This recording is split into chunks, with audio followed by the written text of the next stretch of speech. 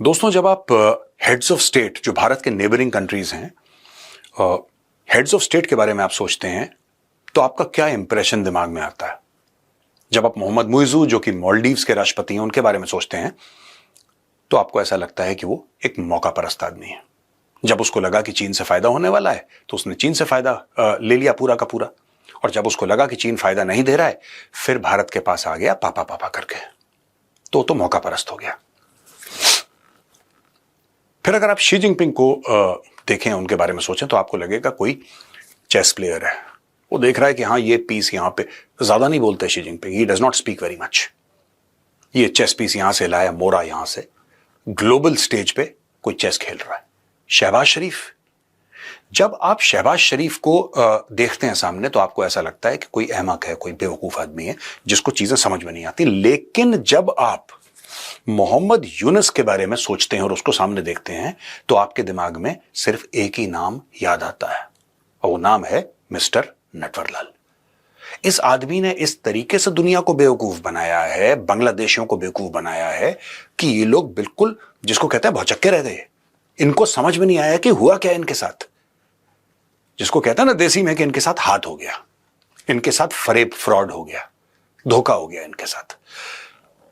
जब ये आया था 5 अगस्त लास्ट ईयर तो ये ऐसा तूफान लेकर आया था अपने साथ कि साहब सब कुछ बदल दूंगा मैं, करप्शन है बांग्लादेश में और इंडिया का इंटरफेरेंस है और ये है वो है, अब मैं सब कुछ ठीक कर दूंगा। आज की तारीख में जब ये विदेश जाता है, और पहली बार नहीं हो रहा, ये कई बार हो चुका है इसके साथ, 3 बार तो मैंने देखा है, तीसरी बार, इसके पहले कई बार हो चुका है कि ये गया यूनाइटेड नेशंस तो बाहर बांग्लादेशी मूल के लोग खड़े हुए और वो कहते हैं कि Yunus is a Pakistani, go back to Pakistan. इसका क्या मतलब है? वो कहते हैं, बांग्लादेशी कह रहे हैं कि तू पाकिस्तानी एजेंट है, तू पाकिस्तान, अच्छा पाकिस्तानी होना सिर्फ भारत में गाली नहीं है, even in Bangladesh it is a form of abuse. ये पाकिस्तानी है, गाली, जा वापस पाकिस्तान। ऐसा क्यों कह रहे हैं दोस्तों? बात यह है कि जो बांग्लादेश के स्ट्रक्चरल प्रॉब्लम्स थी, जो बांग्लादेश की प्रॉब्लम्स थी, देखिए Bangladesh is one of the largest manufacturers of textile in the world, सब लोग जानते हैं। जूट शायद टॉप 2 टॉप 3 में वर्ल्ड में आता है बांग्लादेश जूट में, और बांग्लादेश की एक थ्राइविंग इंडस्ट्री थी। लेकिन आपने यानी कि मोहम्मद यूनुस ने वहां के लोगों को यह समझाया है कि नहीं, तुम्हें दबाया जा रहा है, तुम्हें परेशान किया जा रहा है, तुम्हें परेशान करने वाली उसका नाम है शेख हसीना। और शेख हसीना के पीछे किसका पावर है? इंडिया का पावर। अच्छा दोस्तों, बात यह है कि शेख हसीना आई चुनाव जीत के, तो अगर आप मुझसे पूछे कि शेख हसीना के पीछे किसका पावर है, मैं कहूंगा बांग्लादेश के लोगों का पावर है, क्योंकि उसने वोट दिया तब वो बनी प्रधानमंत्री। इसने बोला नहीं ऐसा नहीं है, तुम्हारे साथ गेम हो गया।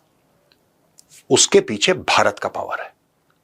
अब क्योंकि आपने एक्सटर्नलाइजेशन ऑफ थ्रेट कर दिया, आपने ये स्टोरी समझा दी कि दुश्मन एक बहुत बड़ा देश है तुम्हारे बगल में जो चाहता है तुम्हें चबा जाए, खा जाए, इंटरफियर करे, तो वहां पे जो बांग्लादेशी प्राइड सो कॉल्ड उसने जगाने की कोशिश करी और बेवकूफ बन। आज की तारीख में बांग्लादेश की इकोनॉमी गड्ढे में चली गई है। कई लाख करोड़ का, लोग कहते हैं बिटवीन 6 to 9 लाख करोड़ टका इसका डेट पड़ा हुआ है, जो कि कभी you have to wipe off that date, you have to cancel that date because nobody is paying back that money. The economy is on the brink of collapse. इसमें एक और फैक्टर है दोस्तों, बड़ा बड़ा इंपॉर्टेंट फैक्टर है ये मोहम्मद यूनुस वाला ना, जो मैं आपको बताना चाहता हूं। फैक्टर यह है कि इसको किसी ने इलेक्ट नहीं करा, ये कहां से आया अभी तक पता नहीं लगा है। Nobody knows where this guy has come from. ये है कौन, ये आया कहां से? इसको साल भर से ज्यादा हो गया कुर्सी पर विराजमान हुए, ये कहां से आया? इसको नियुक्त करने वाला कौन है? किसने बोला कि भाई तू बैठ जा और तू यहां पे सर्वे सर्वा बन जा बांग्लादेश का? Nobody elected him. तो जब आप किसी को इलेक्ट करते हैं, जब आप वोट देके किसी को कुर्सी पर बैठाते हैं, वो साल 2 साल सीखता है क्या काम करना है, तो आपको जनरली कुछ ना कुछ पेशेंस रहता है, आपको पेशेंस रहता है। आप कहते हैं नहीं कोई बात नहीं, हमारा बंदा है, हमने वोट दिया था, हमारी भी जिम्मेदारी है इसमें, तो चलो उसको सपोर्ट करते हैं, ही इज लर्निंग। क्योंकि ये बाहर से आया है, क्योंकि इसको पैराशूट, ये यहां पे थोड़ा ना रहता था, ये तो वेस्ट में रहता था, ये तो वेस्ट में रहता था। वहीं पे क्लिंटन फाउंडेशन ने किसी तरीके से इसको नोबेल प्राइज दिलवाया, इसको हीरो बना दिया out of thin air. This man was made a hero, a global hero, और आज की तारीख में हीरो बनके अमेरिका का डीप स्टेट का पपेट बनके ये बांग्लादेश पे विराजमान हो गया। अब बांग्लादेशी सवाल पूछ रहे हैं कि तुमने तो रेवोल्यूशन की बात करी थी, तुमने तो बोला था कि बांग्लादेश में क्रांति आएगी, कहां है वो क्रांति? मिल नहीं रही, हम ढूंढ रहे हैं, पता नहीं बेडरूम में है कि ड्राइंग रूम में है कि बाथरूम में है कि किचन में है कि हॉल में है, कहां पे भैया क्रांति? अब क्रांति मिलने को नहीं दे रही इन लोगों को, इकोनॉमी इनकी डूब रही है। और सबसे बड़ी बात, 95% बॉर्डर बांग्लादेश का दोस्तों ये है भारत के साथ मिलता, और भारत के साथ तुमने रिश्ते खराब कर दिया।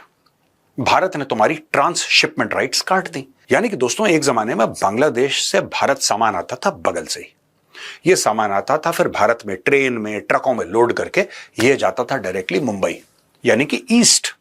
आप देख लो वेस्ट बंगाल कहां है, मैं बांग्लादेश की अलाइनमेंट की वजह से वेस्ट बंगाल का नाम ले रहा हूं क्योंकि लॉजिकली तो वहीं से आएगा। तो अब आपने बोला कि साहब ठीक है, आप वेस्ट बंगाल को हिट करो, वहां से हिट करके आप सीधा सीधा लाओ यहां से मुंबई को हिट करो, फिर वहां से सामान जाएगा। ये इंडिया ने बीच में तार काट दिए। अब इंडिया ने तार काट दिए, इनकी इकोनॉमी और खराब हो गई।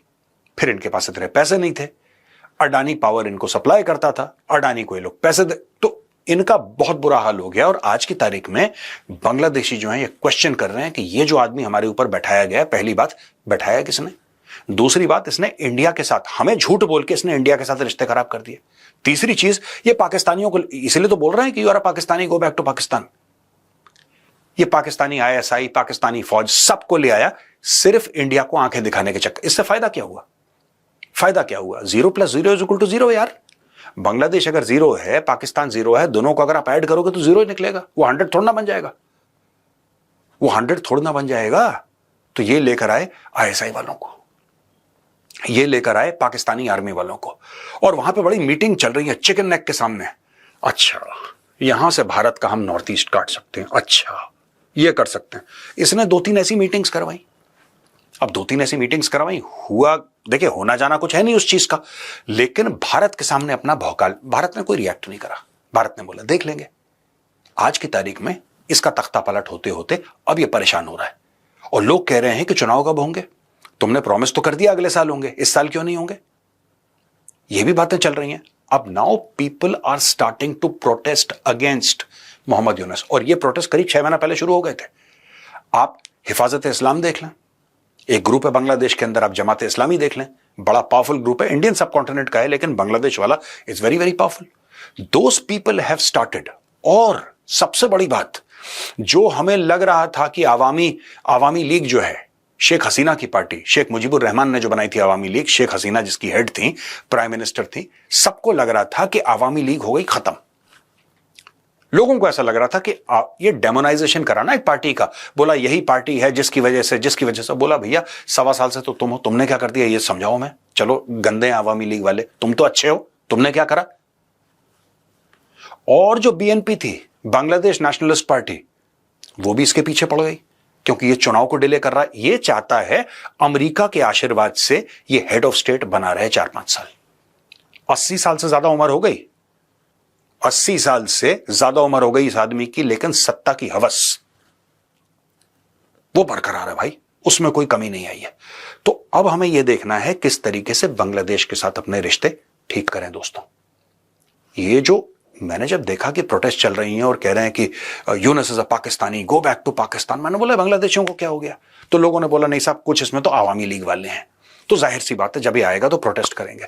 लेकिन फिर लोगों ने बोला कि नहीं मेजर साहब, सारे आवामी लीग वाले नहीं हैं, कुछ नॉर्मल भी हैं जो कि एपॉलिटिकल बांग्लादेशीज हैं, जो कि आज की तारीख में पूछ रहे हैं कि यार हमारे देश के साथ इतना बड़ा गेम कर दिया इस नटवरलाल ने, इतना बड़ा गेम कर दिया हमारे देश के साथ। अच्छा ठीक है, कोई नहीं, इसको निकालना पड़ेगा। तो दोस्तों बात यह है बांग्लादेश के फ्यूचर के बारे में मैं आपको कुछ बता दूं। बांग्लादेश का फ्यूचर जो है ना, it has to be decided by the Bangladeshi people. It should not be decided by any power, और मैं कहता हूं include India does not want to decide Bangladesh future. But एक बात बांग्लादेशियों को समझनी पड़ेगी, this is something that you have to understand. We have to work with whoever you put in power. This is what I want to tell everybody in Bangladesh who's watching this program. Whoever you put in power, you might say Khalida Zia. That is your prerogative, that is your right. You might say somebody from the Jamaat-e-Islami. That again is a prerogative and right. You might say Mohammed Yunus is fighting the elections, we'll put him in power. That again is a prerogative and right. That is not India's prerogative, that is yours. You have to select your leader. आपको अपना leader चुनना है और India की फिर मजबूरी बन जाती है उसके साथ काम करना। जो चुनाव जीत कर आएगा, whoever wins the elections, India will have to work. So, जो लोग कहते हैं ना कि इंडिया ने सपोर्ट करा शेख हसीना को, क्योंकि इंडिया शेख हसीना के साथ बातचीत क्यों कर रही थी? आज की तारीख में we are working with Mohammad Yunus. अब आप बोलेंगे इंडिया मोहम्मद यूनुस के साथ, ओ भाई जिसको तुम बैठाओगे कुर्सी पे, we don't care who put him in power, we only care that he is in power and we have to deal with him, right? We are your neighbours, you are our neighbors, you can't change us, we can't change you. Your position will remain the same, our position will remain the same. And today, touch wood, thank God, there is no geographical dispute between Bangladesh and India. Geographically, there is nothing that, oh, this territory belongs to us, that belongs. कोई छोटा मोटा होगा, कोई few square kilometers here and there, which I'm not aware of. Nothing major. But we'll have to deal with whoever you put in the chair. And this is the one fact that Mohammad Yunus abused. बार बार बांग्लादेशियों को यह बोलना ना कि ये जो Indians है ना, ये जो इंडियंस, ये बड़ा फेवर करते हैं शेख हसीना को, ये बड़ा फेवर करते हैं, इसके साथ खड़े हैं। क्यों? आज की तारीख में गौरव आर्या का जो भी ओपिनियन हो, the government of India, who is the government of India talking to? Is it talking to Sheikh Hasina? No, it's talking to Mohammad Yunus. भाई, it's talking to Mohammad Yunus. Tomorrow you will put Khaleda Zia. Government of India will stop talking to Mohammad Yunus, will start talking to Khalida Zia. That is the nature of democracy. Today the world is talking to Donald Trump. Tomorrow Donald Trump will go. Whoever is the next president will talk to him or her. You know, that is something that we've got to do. And that is what we'll do. लेकिन नटवरलाल मैंने इसलिए बोला दोस्तों, इस आदमी ने पूरे देश को और पूरे वेस्ट को बेवकूफ बनाया. And sometimes I feel sorry for the Bangladeshis because he used them. He manipulated their emotions to stay in that chair जिस पे आज भी आदमी विराजमान है.